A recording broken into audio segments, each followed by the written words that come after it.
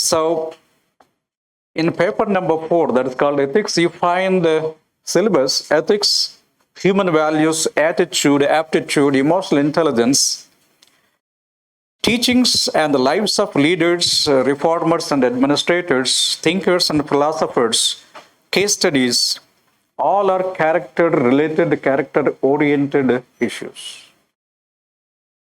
Okay, so in the personality test, when you go for the interview, what they are going to test? They are going to test your emotional competence, your balanced judgment, comprehensiveness, and your decision making. So, UPSC is leaning towards more and more of character. Earlier, it's more and more of competence. But today, we got more competent people, so hence we are going more for character. Remember, in this chaotic world of today, even if you want to go for the corporate world, most of the skills are being automized. And the ChatGPT or artificial intelligence, these are all the things which are making the manpower redundant. You might have seen most of the IT companies are reducing their manpower. Why? Because most of the operations are now being automized.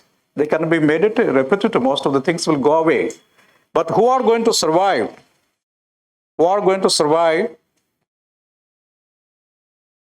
The people who are learning more and more of the human traits, interpersonal relations. That means you need to develop yourself as a leader, and at the same time, you must also work with others. The teamwork, that's called team building, problem solving, and the taking the decisions, being proactive. All these things are very, very crucial in the future administration. Your knowledge is of less value because knowledge is available. But these skills are not available readily. They have to be nurtured for a longer period. And hence, the UPSC is also leaning towards more and more of the character building. And this is very crucial in the future administration. I think the IAS of yesterday is not the IAS of today. IAS of yesterday used to wield so much power, so much this or that, egos, vagera. But today, not that. People are demanding. And you must rise up to the occasions or the expectations of the people. And that comes by your character.